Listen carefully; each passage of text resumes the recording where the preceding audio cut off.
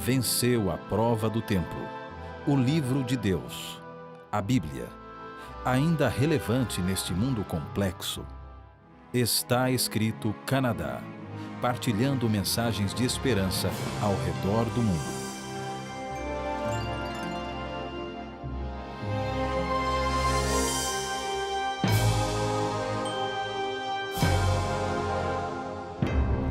Bem-vindos a mais um programa Está Escrito. Eu sou Evaldo Vicente e obrigado por ter você aqui conosco. Neil Simon, dramaturgo e roteirista americano, estava certa vez sendo entrevistado num programa de TV americano.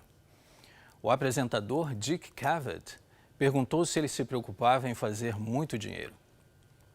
A plateia presente no estúdio e o próprio entrevistador ficaram em absoluto silêncio quando Neil Simon respondeu: não. O que me preocupa de fato é o medo de morrer. O medo da morte e o medo de morrer não são um fenômeno raro. A maioria de nós, de certa maneira, teme a morte. De fato, o medo da morte é tão comum que ele tem gerado inúmeros projetos de pesquisa e intrigado de eruditos a líderes religiosos no mundo inteiro. Algumas descobertas interessantes têm surgido ao se estudar o medo da morte. Por exemplo, as mulheres têm mostrado geralmente mais medo da morte do que os homens, mas talvez simplesmente pelo fato de as mulheres terem mais facilidade de admitir e de discutir os seus medos. Existe controvérsia, por exemplo, nos resultados de pesquisa sobre o medo da morte entre jovens em comparação com pessoas idosas.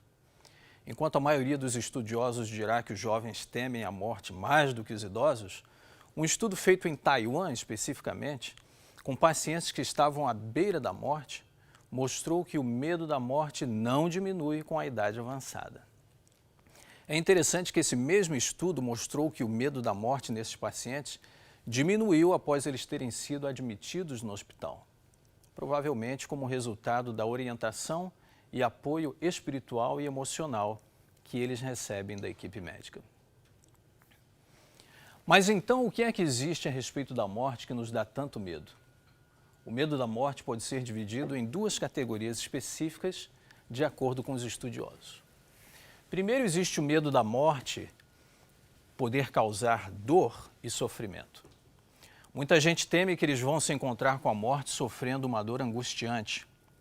Esse medo é comum entre muita gente saudável, mas é geralmente encontrado em pacientes que sofrem de câncer e de outras doenças acompanhadas geralmente de muita dor.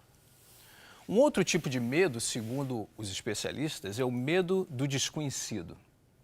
A morte, afinal, segundo eles, é o cúmulo do desconhecido. Ninguém jamais sobreviveu à morte para nos contar o que acontece depois dela. E faz parte da natureza humana tentar entender e fazer sentido do mundo ao nosso redor. Mas a morte jamais pode ser completamente compreendida enquanto nós ainda estamos vivos. Bem, essa é uma declaração interessante por parte dos estudiosos, mas infelizmente ela não condiz com a Bíblia. Porque quando eu vou até a Bíblia, descubro que existe sim alguém que morreu e voltou para nos contar sobre a morte. Veja comigo, por exemplo, este texto de Apocalipse, capítulo 1, versos 17 e 18. Estive morto, mas eis que eu estou vivo pelos séculos dos séculos, e tenho as chaves da morte e do inferno. Você está vendo só? Nós não precisamos ficar tateando no escuro, porque Jesus morreu e retornou. Vamos até Ele, vamos até Jesus para encontrar as respostas que precisamos. E quando chegar o tempo de fecharmos os olhos pela última vez, você vai saber o que lhe aguarda.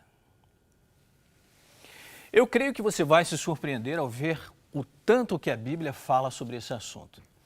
E vai ser necessário, talvez, algum esforço da sua parte enquanto nós percorremos a Bíblia. É necessário que eu e você tomemos uma certa distância do assunto, uma distância suficiente que permita que Deus dê as explicações. Então, eu vou pedir a você que não se apresse a tirar conclusões precipitadas e simplesmente ouça o que a Bíblia diz que acontece quando alguém morre. Veja aqui como Jesus descreve a morte para os seus discípulos, numa das passagens mais emocionantes das Escrituras. Acompanhe comigo João, capítulo 11, verso 11. Isto dizia e depois lhes acrescentou: nosso amigo Lázaro adormeceu. Veja, Jesus compara aqui a morte a um sono. E por quê? Se você percorrer a Bíblia toda de ponta a ponta, vai ver que a Bíblia compara a morte a um sono em quase 60 versículos. Por que será que Deus escolheu comparar a morte a um sono, vez após vez na Bíblia?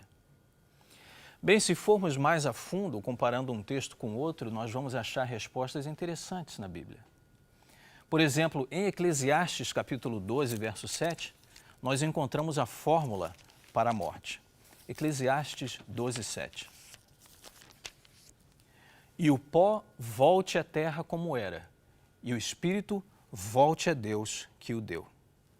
Então veja, aqui é bem simples. Quando alguém morre, o espírito retorna para Deus e o seu corpo, que foi feito do pó da terra, se decompõe e volta para a própria terra.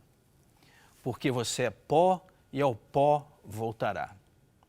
Essa é uma das verdades mais nuas e cruas das Escrituras. E é isso que o livro de Eclesiastes está dizendo aqui para nós, que o pó retorna para a terra e o espírito, com E minúsculo, retorna para Deus. Este não é o único lugar onde esta fórmula é encontrada na Bíblia. Se você for ao livro de Gênesis, o livro das origens, por exemplo, você vai encontrar o processo inverso sendo descrito quando Deus criou vida pela primeira vez neste planeta. Leia comigo Gênesis capítulo 2, verso 7. Então o Senhor Deus formou ao homem do pó da terra e lhe soprou nas narinas o fôlego de vida, e o homem passou a ser alma vivente. Deixa eu fazer uma proposta para você aqui. Ouça bem. Eu vou arriscar dizer que Gênesis 2:7 e Eclesiastes 12:7 são dois lados de uma mesma moeda. Eu arrisco dizer que essas duas passagens têm a mesma fórmula. E nós vamos testar essa proposta com a própria Bíblia. Seria possível, portanto, que o fôlego de vida de Gênesis 2:7 seja o mesmo espírito, com E minúsculo, de Eclesiastes 12:7? Nós vamos ler primeiro Jó, capítulo 27, verso 3, para termos mais argumentos nesta proposta. Jó 27, 3. Enquanto estiver em mim o meu fôlego e o Espírito de Deus estiver em minhas narinas, meus lábios não falarão a falsidade. Veja, como pode o Espírito de Deus estar nas narinas de Jó? O que ocorre é que o paralelismo entre o Espírito de Deus e o sopro do Todo-Poderoso, encontrado com frequência na Bíblia, como por exemplo em Isaías 42:5, em Jó 27:3, em Jó 34, 14 e 15, esse paralelismo sugere que os dois termos são usados alternadamente, intercambiavelmente, para significar a mesma coisa. Ambos fazem referência ao fôlego de vida, ao sopro de Deus, esse dom da vida concedido por Ele às suas criaturas. Acompanhe comigo um pouco mais à frente no livro de Jó, capítulo 33, verso 4. O Espírito de Deus me criou e o sopro do Todo-Poderoso me concede vida. Portanto, veja, na Bíblia, às vezes a palavra Espírito se refere a um Espírito como Espírito Santo ou anjos. Mas às vezes essa palavra também se refere apenas ao fôlego ou ao sopro. Pelo menos em Eclesiastes 12:7 e em Jó 27:3, esse Espírito com E minúsculo se refere ao fôlego de vida. Tem mais uma passagem que eu quero convidar você a ler comigo. Salmo 146, 3 e 4. Não confieis em príncipes nem nos filhos dos homens, em quem não há salvação, porque sai-lhes o espírito e eles tornam ao pó, e nesse mesmo dia perecem todos os seus pensamentos. Então veja, a Bíblia diz em Eclesiastes que quando você morre, o seu corpo volta ao pó da terra e o espírito volta para Deus. Aqui em Salmo 146 nós temos a mesma fórmula, mais uma vez. Porque o fôlego se vai e o corpo se torna pó. Mas o salmista acrescenta um detalhe importante aqui, que quando alguém morre, todos os seus pensamentos perecem. A pessoa para de pensar. E é isto que a Bíblia está dizendo. Agora pense comigo, se quando alguém morresse passasse imediatamente à presença de Deus, você não acha que a pessoa continuaria a pensar, continuaria a ter os seus pensamentos? Eu sei que para muitos que estão me assistindo agora, essa é uma maneira nova de pensar. É uma nova maneira de encarar a morte, a ideia da morte. Talvez não seja isso que você foi ensinado e que durante toda a sua vida. Para muitos talvez tenha sido sempre dito que quando alguém morre, a alma sai flutuando por aí. E sempre se diz que o espírito é a nossa alma. Mas ouça bem, a Bíblia não ensina isso. O espírito é o nosso fôlego, é o sopro de vida. E ouça bem, nós não temos uma alma. Nós somos uma alma vivente. Então, afinal, o que acontece quando nós morremos? Veja bem, se você pegar uma lâmpada e atarrachar essa lâmpada no bocal e adicionar a eletricidade, o que acontece? O quê? A lâmpada se acende. Você tem luz. Se você cortar a eletricidade, o fornecimento de eletricidade, a luz vai se apagar. E aqui vem a pergunta para você. Para onde foi a luz quando você cortou a eletricidade? Ela foi a algum lugar? Não.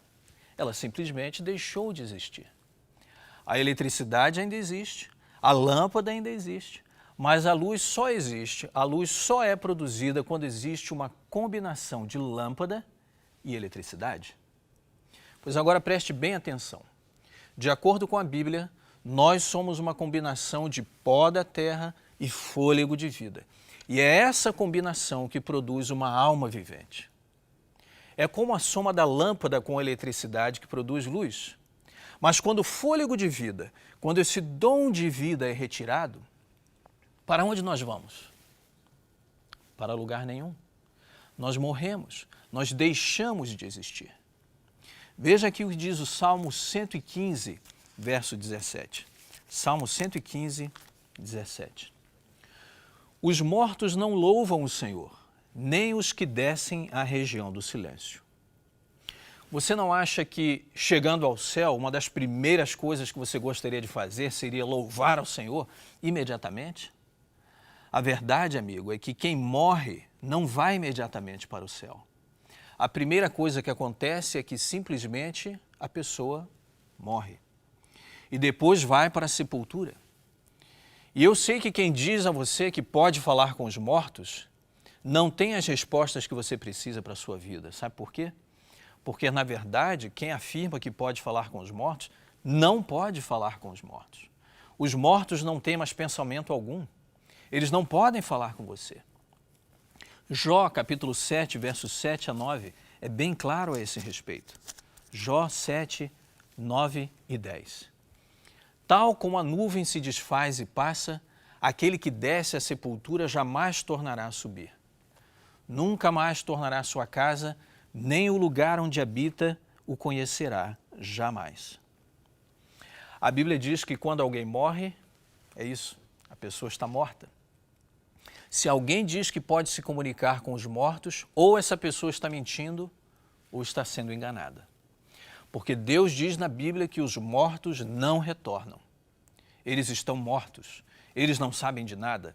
Veja o que diz Eclesiastes, capítulo 9, versos 5 e 6. Eclesiastes 9, 5 e 6. Porque os vivos sabem que hão de morrer, mas os mortos não sabem coisa nenhuma. Nem tampouco terão eles recompensa, porque a sua memória jaz no esquecimento. Amor, ódio e inveja, para eles já pereceram. Para sempre não têm eles parte alguma em coisa alguma do que se faz debaixo do sol. Quem morre está morto. É isto que a Bíblia ensina. E nós vamos provar isso na própria Bíblia, como temos visto até aqui. Por exemplo, no capítulo 11 do livro de João, do Evangelho de João, Algumas pessoas vieram até Jesus para contar a ele que um de seus amigos mais íntimos estava muito doente. E antes que Jesus pudesse chegar até ele, esse amigo morreu. Veja o que diz a Bíblia, João capítulo 11, versos 11 a 14. Depois de dizer isso, prosseguiu dizendo-lhes: nosso amigo Lázaro adormeceu, mas vou até lá para acordá-lo. Seus discípulos responderam: Senhor, se ele dorme, vai melhorar? Mas Jesus tinha falado da sua morte, mas os discípulos pensaram que ele estava falando simplesmente do sono. Então lhes disse claramente: Lázaro morreu. Os discípulos ainda não sabiam que Lázaro estava morto até aquele momento. E Jesus disse para eles: nosso amigo Lázaro adormeceu. Senhor, isso é muito bom, se ele está dormindo, ele vai se recuperar, vai descansar e vai melhorar. Mas não foi isso que Jesus queria dizer. O que Jesus estava tentando dizer é que Lázaro estava dormindo o sono da morte. E você pode abrir a sua Bíblia e verificar o que eu estou dizendo. A Bíblia chama a morte de sono. A Bíblia não diz que as pessoas são transportadas imediatamente para o céu quando morrem. A Bíblia não diz que as pessoas são transportadas imediatamente para o inferno também. A Bíblia diz que elas estão apenas dormindo. E a Bíblia diz isso porque quem morre, dorme até que Jesus volte. Era exatamente nisso que Marta, irmã de Lázaro, acreditava. Veja o que ela diz aqui no capítulo 11, nos versos 23 e 24, um pouco mais à frente. Disse-lhe Jesus: o seu irmão vai ressuscitar. E Marta respondeu: eu sei que ele vai ressuscitar na ressurreição no último dia. Quando alguém morre, essa pessoa dorme. É como se fosse apenas um breve momento. E ao abrir os olhos novamente, a primeira visão que a pessoa terá será de Jesus voltando. É isso que a Bíblia ensina sobre a morte. E essa tem sido a esperança dos cristãos por 2000 anos. Tente encontrar na Bíblia a descrição de uma alma imortal. Eu garanto que você não vai conseguir encontrar. Na verdade, a Bíblia diz que apenas uma pessoa é imortal. Existe apenas um ser imortal. Você sabe quem? 1 Timóteo, capítulo 6, versos 15 e 16. Ele é o bendito e único soberano, o Rei dos reis e Senhor dos senhores, o único que é imortal. Somente Deus é imortal. Eu e você não somos imortais, e é certo que um dia vamos morrer. Nós somos almas viventes, seres viventes, agora, enquanto estamos vivos, mas quando morrermos, vamos voltar ao pó da terra. Na verdade, pode ser que você não saiba disso, mas a Bíblia é bem clara ao dizer que a alma pode morrer. Veja o que diz Ezequiel, capítulo 18, verso 4. Ezequiel 18, 4. Eis que todas as almas são minhas, como a alma do Pai, também a alma do Filho. A alma que pecar, essa morrerá. A Bíblia diz que o salário do pecado é o quê? É a morte. E aqui a Bíblia diz que a alma que pecar vai morrer. E depois disso, é preciso esperar na sepultura até a manhã da ressurreição. A ideia da imortalidade da alma, a sugestão de que, de alguma maneira, a alma não morre, essa ideia tem estado presente neste mundo desde o Jardim do Éden. A verdade começou com Satanás, quando ele, disfarçado numa serpente, se aproximou de Eva e disse: não, vocês não morrerão coisa nenhuma se comerem desse fruto. Contrariando assim a clara orientação dada por Deus a Adão quando disse em Gênesis 2,17. Gênesis 2,17. Mas da árvore do conhecimento do bem e do mal não comerás, porque no dia em que dela comeres, certamente morrerás. A doutrina de uma alma imortal tem sido considerada uma característica do paganismo e tem originado o culto aos ancestrais, os sacrifícios humanos, a construção de pirâmides. Mais à frente, os filósofos gregos também deixaram a sua contribuição para essa doutrina. Platão, por exemplo, ele chamava o corpo de a prisão da alma e entendia a morte como a liberação da alma. Aristóteles também compartilhava das mesmas ideias. Mais à frente, provavelmente durante o século III da nossa era, Essa doutrina platônica da imortalidade da alma, baseada na filosofia grega, já tinha se infiltrado na igreja cristã. Alguns defensores dessa doutrina foram Atenágoras de Atenas, Tertuliano, Clemente de Alexandria, Orígenes, Agostinho, mas foi Tomás de Aquino, no século XIII, quem desenvolveu completamente essa doutrina. Em dezembro de 1513, o dogma da imortalidade da alma foi proclamado pela Igreja Católica. Depois disso, a maioria das igrejas protestantes também acabou aceitando essa doutrina. Você está vendo só, meu amigo e minha amiga? Infelizmente, ideias oriundas do paganismo, somadas a teorias da filosofia grega, acabaram gerando uma doutrina que não tem base bíblica alguma, mas que se infiltrou na igreja cristã. E no rastro da doutrina da imortalidade natural da alma, vieram outras que também não têm base bíblica, como a reencarnação, o purgatório, orações para os mortos e assim por diante. Mas a Bíblia jamais ensina que depois da morte vai haver uma segunda chance. Pelo contrário, a oportunidade que eu e você temos para amar, a oportunidade que eu e você temos para ajudar o próximo, para servir, para construir, essas oportunidades acontecem aqui, agora, nesta vida que eu e você temos. Veja o que a Bíblia diz em Eclesiastes 9, 5, 6 e 10. Porque os vivos sabem que hão de morrer, mas os mortos não sabem coisa nenhuma. Nem tampouco terão eles recompensa, porque a sua memória jaz no esquecimento. Amor, ódio e inveja para eles já pereceram. Para sempre não têm eles parte alguma em coisa alguma que se faz debaixo do sol. Portanto, tudo quanto te vier a mão para fazer, faze-o conforme as tuas forças, porque no além para onde tu vais, não há obra, nem projetos, nem conhecimento, nem sabedoria alguma. Mas apesar de a Bíblia não ensinar a imortalidade natural da alma, ela também não ensina que a morte é o fim de todas as coisas. A morte é um inimigo para todos nós, mas existe esperança. Do Gênesis ao Apocalipse, a Bíblia está repleta de mensagens de esperança. Em Daniel capítulo 12, verso 13, nós lemos o seguinte: continue firme até o fim, você morrerá, mas no final ressuscitará para receber a sua recompensa. Essa é a esperança que tem trazido alento a cristãos do mundo inteiro. A esperança de que na manhã da ressurreição nós vamos nos reencontrar com aqueles que hoje dormem na sepultura. E todos juntos iremos ao encontro de Jesus. É assim que o apóstolo Paulo descreve esse momento histórico, marcante da história deste mundo, em 1 Coríntios 15, 51 a 55. Eis que vos digo um mistério, nem todos dormiremos, mas transformados seremos todos. No momento, num abrir e fechar de olhos ao ressoar da última trombeta.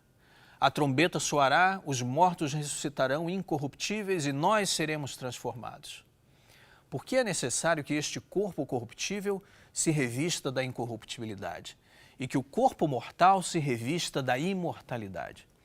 E quando este corpo corruptível se revestir da incorruptibilidade e o que é mortal se revestir da imortalidade, então se cumprirá a palavra que está escrita: tragada foi a morte pela vitória.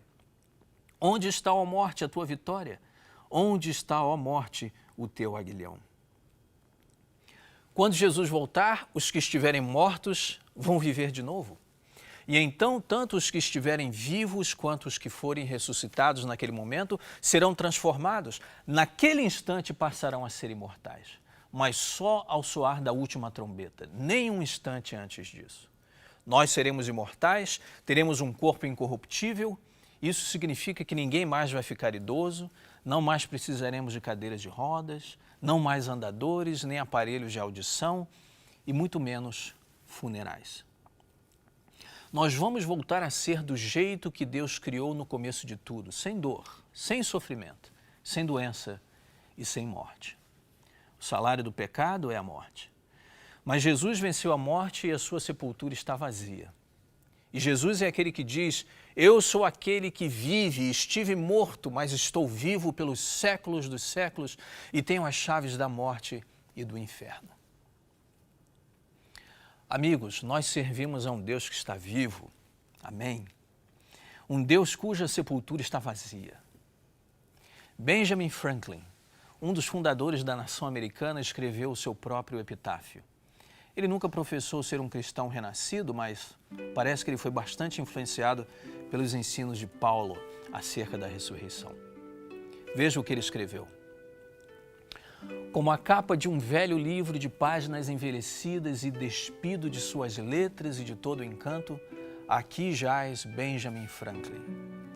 Mas a obra da sua vida não será completamente em vão, pois este corpo vai, como ele acreditou, aparecer uma vez mais numa nova e mais perfeita edição, corrigida e revisada por seu autor.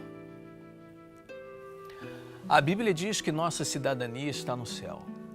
Talvez, pode ser que nós tenhamos que dormir antes que Jesus volte. Mas amanhã da ressurreição vai chegar. Vamos orar. Pai amado que estás nos céus, obrigado, Senhor, pela esperança que a Bíblia nos traz. Que apesar de dizer que a morte é um sono e que ali esta vida se finda, ela não é o final de tudo. Existe algo além da morte, existe a esperança de uma vida renovada e transformada e de vida eterna com Cristo Jesus. E é nessa esperança trazida pela Tua Palavra que nós estamos confiados. Abençoa, Senhor, a cada um dos ouvintes que estão aqui conosco neste programa. Que eles sejam tocados por essa esperança e tenham sua vida transformada. É o que eu te peço e agradeço em nome e por amor de Jesus. Amém.